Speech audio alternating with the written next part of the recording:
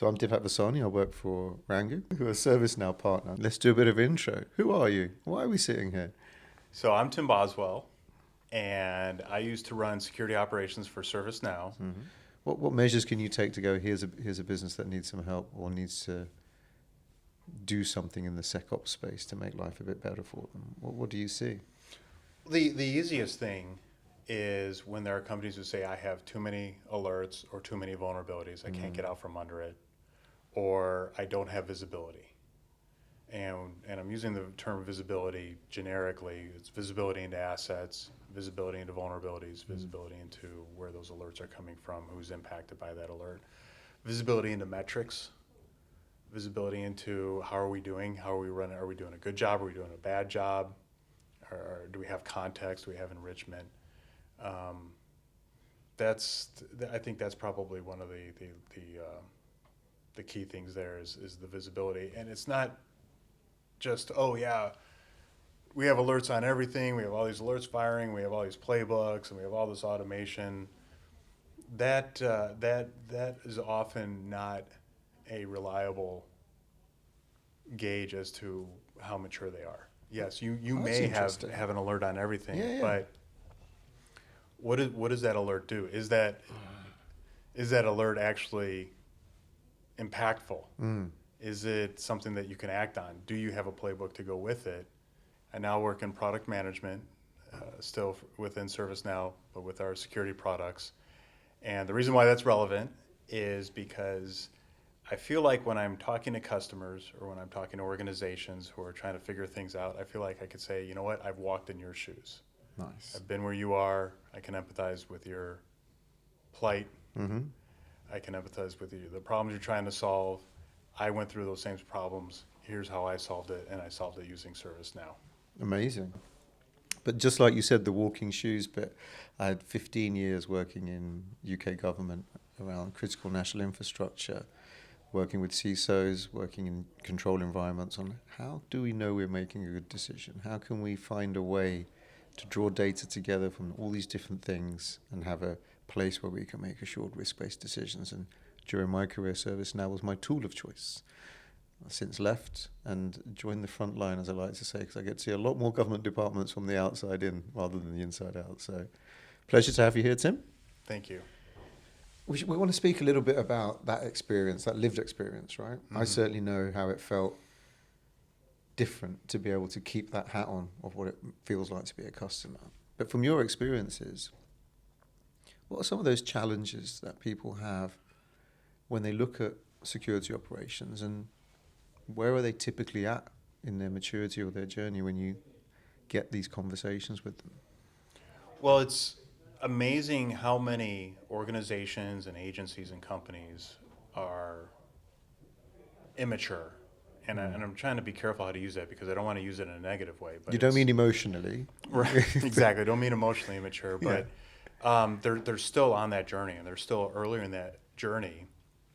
And I'm amazed at that because I feel like ServiceNow is a young company. We figured it out relatively quickly. There are so many other companies who are still trying to figure it out. And I always thought, like, oh, these companies that have been around for much longer, they should have figured it out by now. But it always amazes me that they're still on that journey.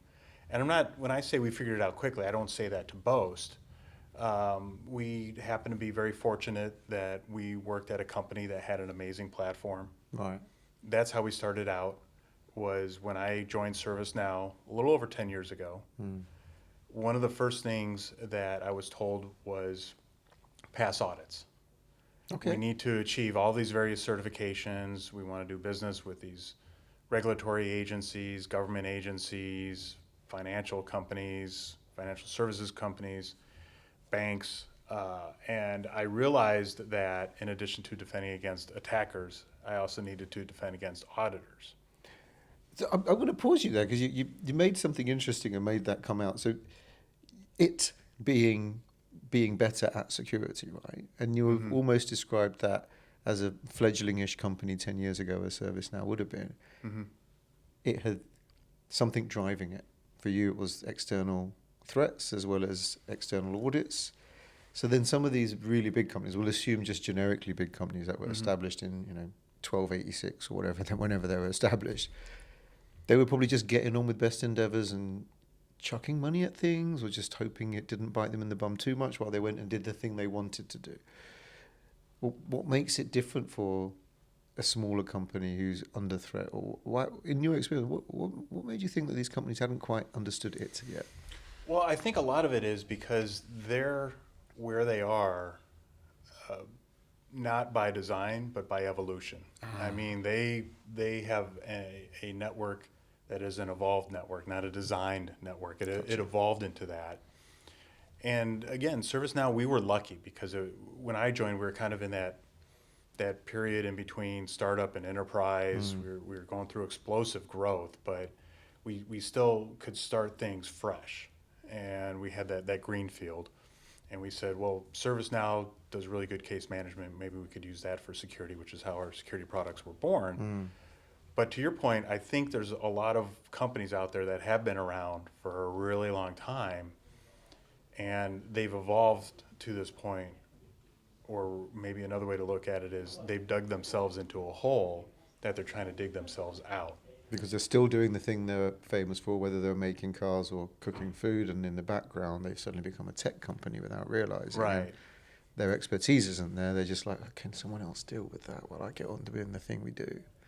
Right, right. And it just gets deeper and deeper, doesn't it? Right, exactly. And so it's not a matter of they're complacent or not good at doing their job. It's just sometimes they're much deeper in that hole than somebody who's starting out fresh, who hasn't dug themselves into a hole yet. And I think that's one of the reasons why you see a lot of older companies, established companies that have been around for a while that are still very immature. I remember, quick kind of side story on that, 2 jobs back prior to ServiceNow, there was a pharmaceutical company, East Coast, USA. Someone's Googling that now to figure out. But we were there and we said, oh, what SIM product are you using? And they said, oh, we don't have a SIM product. And I was thinking, how do you not have a SIM product in the 2000s? How are you passing audits? How have you been around for this long? You don't have a SIM product, but it just goes to show you you can't just assume that because a company is a $1 billion company or about to be a $1 trillion company or a $1 trillion company, that they've got it all figured out. You can't assume that. Everybody out there is still working on it. And even at ServiceNow, I made it sound like, oh yeah, we figured it out. I know I said that, but we're still, I don't work in the SOC anymore, in the Security Operations Center, but I talk to them frequently, and there are still new problems that they deal with that just fall out of the sky and land on them that they have to figure out. So they need that driver, and assuming you're a big rich company or lots of money doesn't mean that you've suddenly become an IT expert by any means. That's right. But then that's that culture's changed, right? In 40 years, technology's gone from almost nothing to everything, one way or another. We're carrying more tech with us than we'd ever thought we would. Certainly, when I was a kid, I was happy with a stick and a wheel, pretty much, and that was our toys. And I remember a CISO actually telling me that businesses need to realize that every business is a tech business. Whether you stack food on the shelves or manufacture something, you're a technology business that does that. Yes. So then when you see these businesses you've described, what are the typical symptoms?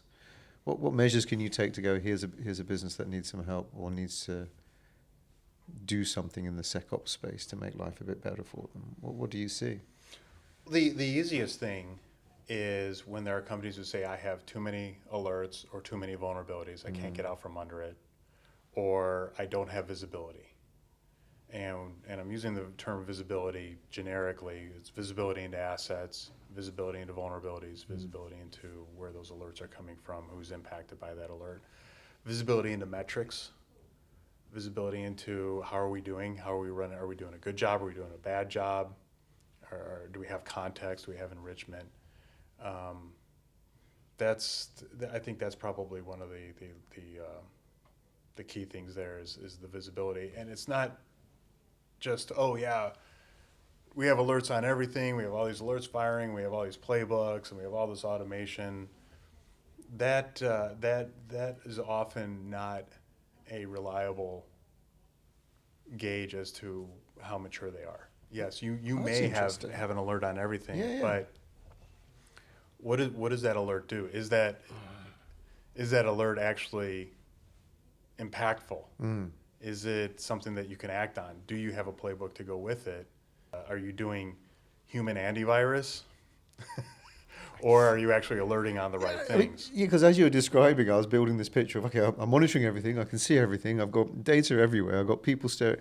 That felt really mature, but yet these are still symptoms of actually that's not achieving anything, is it? Right. Whether you've got 1 or 100 channels doesn't say you're absorbing any of it or using it. So how does, I mean, even over my career, a lot of people said those things, Mm-hmm. but then I don't think a lot of them recognise that's still the problem. Right. How can you tap in to let those businesses realise, look, if you're doing these things, well done for getting that far, but you've kind of hit a barrier now because you can't keep just having more tools. You can't keep just having more people. How do you tip them over? How do you persuade them to look at it slightly differently? Yeah, so there's all those frameworks out there that, to your point, say you have to have this tool, this technology, these standards, these processes, these procedures. There's lots of frameworks out there that help organizations do that. And I'm not saying you shouldn't be doing that, and you should absolutely do that, but you have to think about it. You can't just say, okay, I'm going to turn on I'm going to alert on everything. Mm. It really comes down to context, and that comes down to, am I operating efficiently? So if, let's say I'm a manager of a security operations team and I have 20 people and I'm alerting on everything and I'm not prioritizing those alerts and I don't have enrichment to go with that, with those alerts, are they just grinding on alerts all day? Are they really working on the things that are most important? And so I guess that's the first thing is gaining that visibility and understanding what are your tools doing, pulling it into one place. Can you pull in that information? And then from there, then you can start doing other more mature things like automating or applying artificial intelligence, whether it's Gen AI or agentic AI. Mm-hmm. And then having those metrics, and so it comes kind of full circle because those metrics give visibility to the management, the leadership, and even that frontline worker as far as how are they doing? Are they operating efficiently? Are they doing all the things that they should be doing? So they're using those numbers not as the end game, but actually the middle point in a cyclical kind of, let's get the right information, get it to the right people to do the right thing and measure that they're doing the right thing to see if the outcome changes in a way where they're not just trying to achieve a standard. They're not, and I know a lot of these frameworks take people, Mm-hmm. I think that it's always speaking around, frameworks are not the end goal. Framework Right. is the minimum. You don't just put walls and a floor on a house and go call it a day. Right. You then need to decorate it and understand it and get beyond it. So it's like taking that extra bit of direction into what are you trying to achieve, what are your states, and in security and risk management across security, there is no end state other than better and better and better and better and better, right? You've got to see where you're going. The idea of constant improvement. Yeah. So it's like before you came over here to our side. Joined it, yeah. Wouldn't you say that you had two things that you had to achieve? Yes, you had to achieve all those risk frameworks and all those regulations and those certifications, but weren't there other things that you wanted to do beyond that, wouldn't you say? Agreed. Yeah, absolutely. I think I was lucky enough to have the support where suddenly we've turned this into my interview. I like it. No, to have the support to say, look, all this minimum's great, but look, we've still got lots of problems. So what's happening there? Let's now keep maturing. So those frameworks were just enough to get your head above the precipice and now go. Most people stopped. I don't mind saying, across the industries I work, most people stopped at that and called it a day and then went back to firefighting because that was the one that was keeping you strong, another incident to deal with, another thing to fix, another thing to go and take an accreditation to say, look who fixed what. I'm like, well, actually, I'm happier not having to fix anything because we keep maturing, and in fact it propelled. So I got a lot of exposure from being able to prove that you can get better and better and better and better. Keep planning, keep checking, keep doing, keep acting, keep going around the same cycle and never ever stop. And then suddenly you realize actually you've got control now. You're more in charge of where you're likely to have a threat come from, and you can now say, hey, everybody, don't worry about that over there. Over here is where I found a weakness. Can you all focus here for a bit? I've got that bit covered. How do you know? I've got assured data. I've got a trend and I've set a direction. That means that's cool. Here is not cool. Now you can do something more interesting rather than the same thing you've been doing for 10 years. And it makes a difference. It makes a real difference. So that was a setup for of course it was. kind of a point I wanted to make. Do it. Before I worked at ServiceNow, I worked in various other security operations centers, and I did security operations consulting, incident response consulting, breach readiness assessments, all those things. What I've discovered, either working in that field prior to ServiceNow, and also now that I'm out in the field again in product management, working in outbound product management, meeting with customers, helping them solve problems, is I've learned along the way, you have organizations that will have, and I'll refer to it as an audit SOC and a real SOC. And what I mean by that is if you think about a security operations center, if an organization, if they are in a regulated industry or if they're government, they have to meet certain things. So they might just have a SOC. They might have that security operations center just to pass audits, just to check the box, and they don't actually want to find anything because they don't want to have to declare anything. So they don't want to have to report anything. So their data stacks are separate. They're just there. And then you have organizations who have a real SOC, like, okay, I've met, to your point, I've met the minimum requirements, but I actually do want to keep my company safe, or actually do want to keep my agency safe. I want to keep us off the Wall Street Journal, the front page of the Wall Street Journal. I want to keep us off the front page of the Financial Times. I want to keep my customers safe. I want to do the right thing. I'm not just going to meet audits and hope and ride this out for a couple of years, and then when something happens, then I'll just move on to the next company. Yeah. There are leaders out there, security leaders out there, who say, nope, I'm in this for the long haul. I've met the minimum requirements. Now I want to continue on this journey and do much more than that. And so that's what that setup was for. But I think that's really, it is really compelling because we steer off a bit, but we'll come back.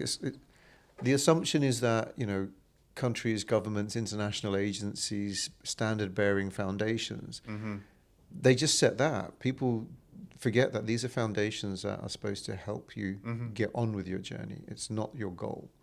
And when we look at and discuss, the symptoms of, have you got fatigued staff? Have you got loads of data that's being unrealized? Have you got unnecessary data that you don't know if it's there? You're not taking the opportunity to do your own thing, because not everybody's security is identical either. Right? There's not one magic set of metrics that are going to work for every single business. There's not one single approach that's going to work for everybody. So by design, a framework can't be your answer, can it? It can't be the thing that is definitely going to keep your business secure. Right. So then what do you see with those customers, especially when they're thinking about ServiceNow? I haven't got ServiceNow, so how can I use security operations? Or, well, I have got ServiceNow, but you're just a ticketing machine. Where does that journey come for you? And what do we need to say? What do you need to say? Customers who start out using ServiceNow for security, that they didn't start out using ITSM first like we did. That's how we got started. Yeah. Ourselves, it was all ITSM, and we said, well, let's modify the ITSM product for security, and that's how our security products were born, because we were trying to solve our own problem. But customers who start out using ServiceNow for security, they do so because they realize, okay, I've got too many tools, and I need that visibility. I want to bring it all into one place. And again, that visibility I don't want to have to monitor 10 different alert queues. And I don't want to have to monitor multiple endpoint detection and response tools. It would be nice if all my EDRs came into one place. And I then- don't have a Rain Man on my staff Yeah. to be able to just decode everything in an instant. Right? Exactly. Yeah. And then the other side, I need that visibility around metrics. I need to understand what am I dealing with day to day. Maybe there's some metrics that I am required to report to the audit committee on the board of directors or to my leadership. Having that visibility, that's one of the first reasons why customers do that. Another reason is the automation and AI capabilities that are native to ServiceNow and are purpose-built for security. But then also that asset inventory. Again, visibility. Visibility is kind of a theme here. Yeah, yeah. But customers will say, my IT department doesn't have a CMDB. I can't do security without an asset inventory. I need to build an asset inventory. And oftentimes customers will say, I'm going to build a security CMDB, meaning it's the CMDB that the security organization runs. And rather than become an IT person and say, okay, I'm going to become an expert at ServiceNow and learn how discovery works and all that, one of the great things about ServiceNow CMDB is it can be multi-source. Right. So customers, they have those security tools. They have that SIM, that security information event management. They have that vulnerability scanner. They have these other tools that are discovering assets or pulling in asset information. And they're using that and saying, okay, we're going to stand up our own CMDB within the security organization for our own use. And we're not going to spend time with IT tools discovering that. We're going to use our existing security tools to populate that CMDB. And that's where customers are seeing a lot of value. So let me square that off for my non-architectural, non-technical, not lived your shoes for sure.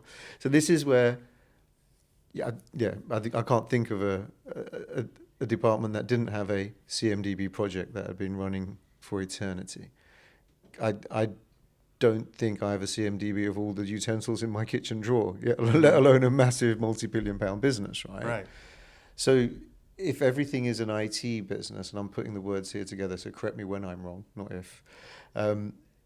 if you're scanning through an integration with something, your technology for vulnerabilities, it's very likely that that's most of your technology stack that you should be worried about in the first place from a security point of view. Most things right now, technology-wise, have something on there that does security, whether it's your phone, Right. whether even a smart coffee machine probably has to have some sort of security in there. It can't just be an open attack vector for somebody to ping into. Right. And a lot of customers will say, before they were customers, I remember they would say, well, I have that asset information in my SIM tool. I have that asset information in my EDR tool. I have that asset information in my vulnerability scanner.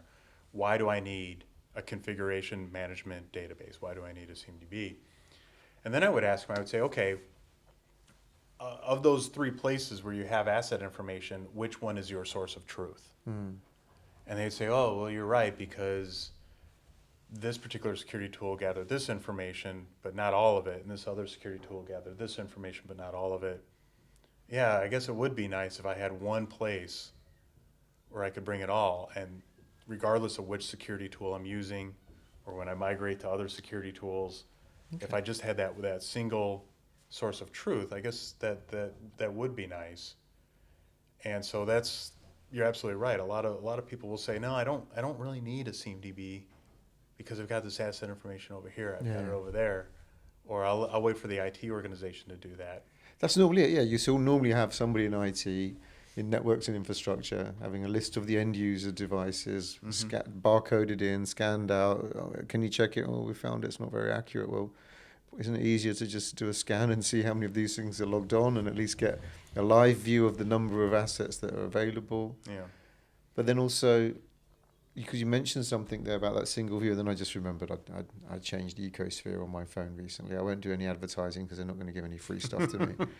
But I went from a manufacturer company to a similar manufacturer company on the same Ecosphere, but they made it so easy to switch over because I actually had a cloud drive that had everything logged.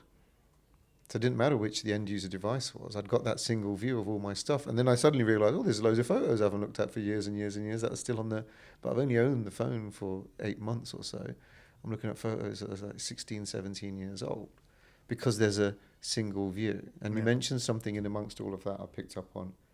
ServiceNow can help you change your integration tools, or you can utilize its single view to pivot stuff. So you're going to have to give me more than that. Exactly. That's me done. I'll start a new career.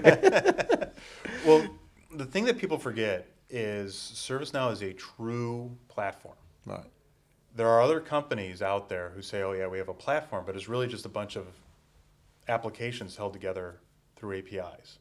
Whereas ServiceNow is a true platform. There are other true platforms out there. I don't want to say we're the only one, but there are so many that are not true platforms. And the fact that it's a true platform, and one of the things that we are good at doing is integrating with other systems. The fact that you could easily integrate with things. So if I were a security manager and I said, you know what, our endpoint detection response tool, this particular vendor, I think it's time to change. It's not working out for us. Whatever reason they need to change to another one.